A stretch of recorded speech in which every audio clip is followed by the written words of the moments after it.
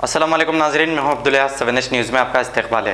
गोशामिल BJP MLA Raja Singh ने एक बार फिर से जहरीला बयान देते हुए कहा कि अगर हिंदुस्तान में रहना है तो वंदे मातरम कहना होगा, नहीं तो देश छोड़ना होगा, और कहा कि हिंदुस्तान सिर्फ हिंदुओं का है। आइए देखते हैं ये रिपोर्ट। आज 17 सितंबर है।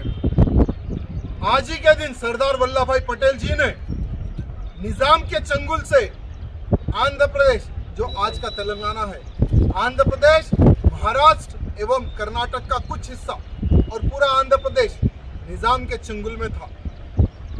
वो समय पर निजाम ने सरदार वल्लभ भाई पटेल जी को यह धमकी दी थी कि हम भारत में विलय नहीं होंगे, हम अलग देश बनेंगे।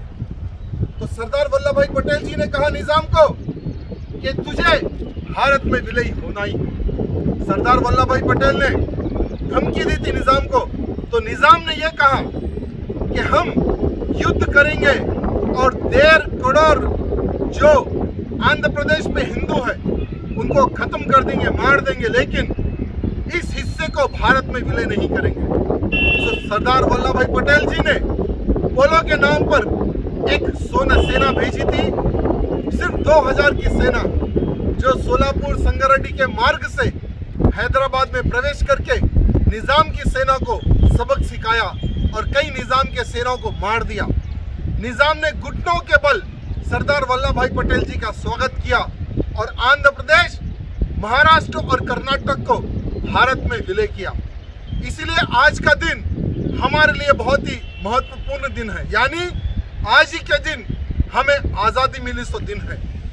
तो मैं मुख्यमंत्री केसीआर को यह कहना चाहूंगा कि जब तुम एक साधारण से विधायक थे तो कांग्रेस से तुमने सवाल किया था कि सरदार वल्लभ भाई पटेल जी के करकमलों द्वारा 17 सितंबर के दिन आंध्र प्रदेश को आजादी मिली थी, कर्नाटक, महाराष्ट्र को आजादी मिली थी।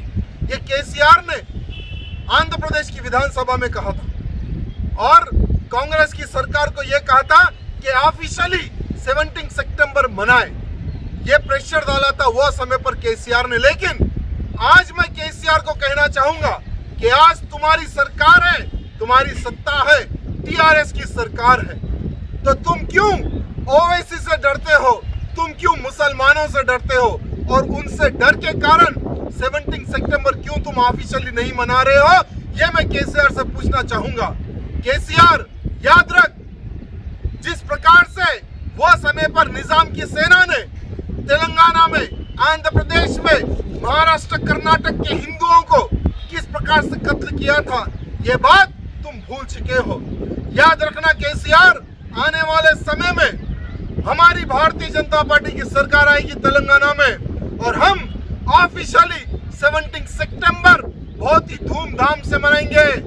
पूरे तेलंगाना के कोने कोने पर भारतीय झंडा फहराएंगे।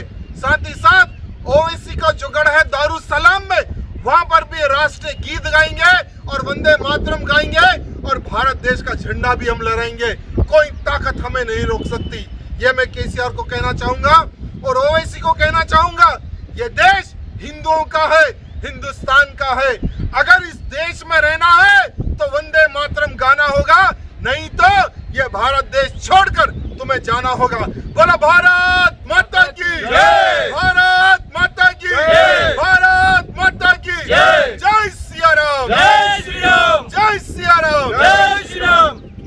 जर्मन हॉस्पिटल, ऑर्थोपेडिक से मुताल्लिक हर मरीज यहाँ शिफायाब। बैनुल-अक़वामी शोहरत याफ्ता और इनाम याफ्ता doctor Mir Jawad Zar Khan, senior orthopaedic surgeon, advance operation theatre, ICU, digital x-ray, laboratory, physiotherapy, pharmacy, sharing और प्राइवेट रूम्स, लेडी डॉक्टर्स और डॉक्टर अर्जुमन सुल्ताना गैनकोलॉजिस्ट की खिदमात हासिल। वाजिबी फीस और मुकम्मल सहूलियात से हजारों मुतमईन। एम्बुलेंस से आरास्ता German orthopaedic hospital, pillar number 150, Attapur, Hyderabad.